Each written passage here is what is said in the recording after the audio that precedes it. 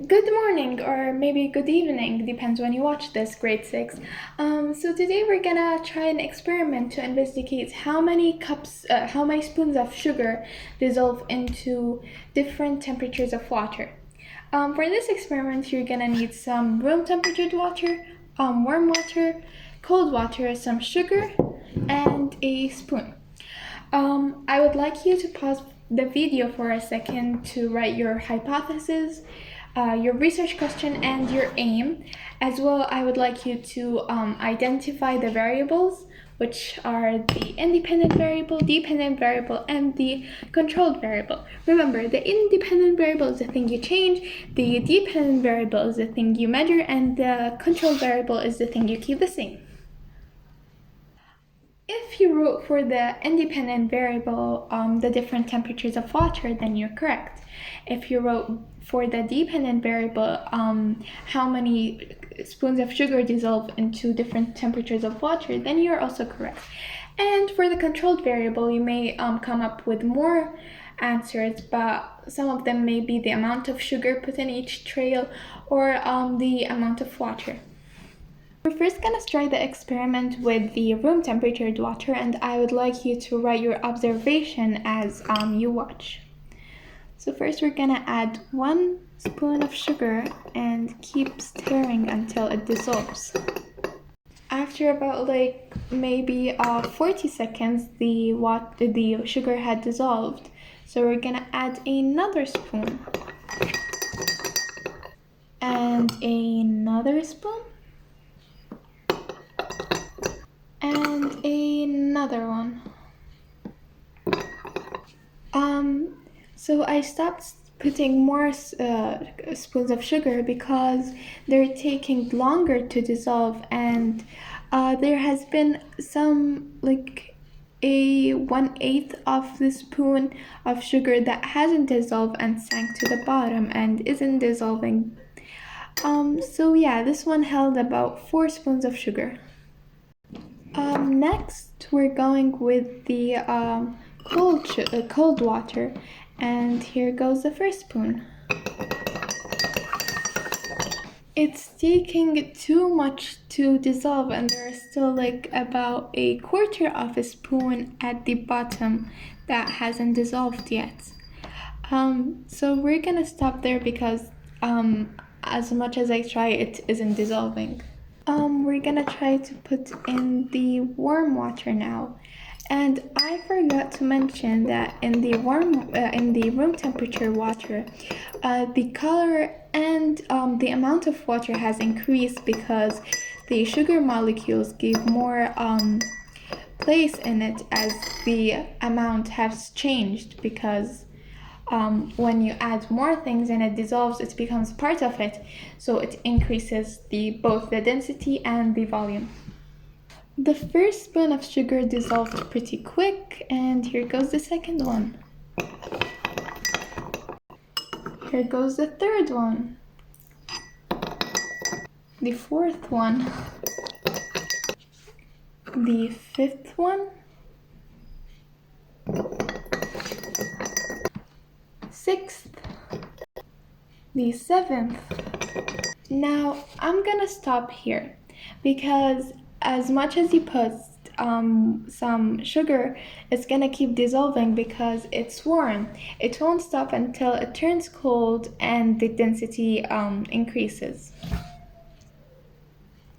Here they are compared to each other, and there is a slight change in the amount of water. Here it has a bit more than the others. And first, this one has a lot of water, or the water level had increased. Then this one, and this one stayed the same. As shown here, the room temperatured water had dissolved 3 7/8 of a spoon. The cold water had dissolved 3/4 of a spoon, and the warm one had dissolved 7 sugar spoons. Now you may ask, why did that happen? Well, the warmer something is, the more kinetic energy it has, and kinetic energy is means the energy something has due to its motion. So the warmer something is, the more frequent or the more active the molecules will move. So therefore, the warm water molecules had moved faster than the cold water molecules. That's why when you're cold, you start to shake, because your body is making the atoms are starting to shake to get some energy so they can be warmer. In other words, sugar dissolves faster in hot water than it does in cold water, because hot water molecules have more and gain more energy as it's heated. Therefore, the molecules in it move faster, which increases the possibility and the frequency of them hitting the sugar molecules. Therefore, they start breaking down the sugar molecules, which allows it to dissolve. So, in conclusion, sugar dissolves faster in warmer temperatures, because the atoms or the molecules in a warmer thing has more energy. Therefore, they start to move faster, which increases the frequency of them hitting the sugar molecules. Therefore, they break down and dissolve. Some extra information. So in our experiment, we had some solvents, solutes, and solutions. So in this experiment, the water was the solvent, and a solvent is something that dissolves another substance. While the solute was the sugar, as it got dissolved in the water. The mixture, as they mix together, is the solution. So as you mix them, the sugar water is the solution. So is this a reversible or irreversible experiment or change? Well, this is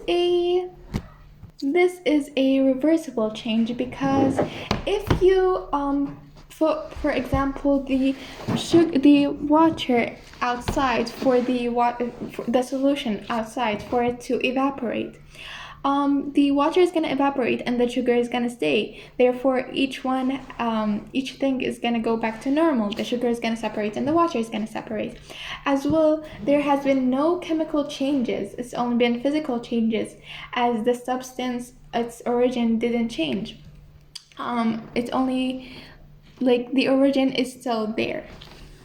So basically, dissolving sugar is irreversible, because if you put it outside to evaporate or heating it, the sugar crystals are gonna come back. Thank you for watching. I hope you enjoyed it, and if you have any questions, I'm here. Thank you.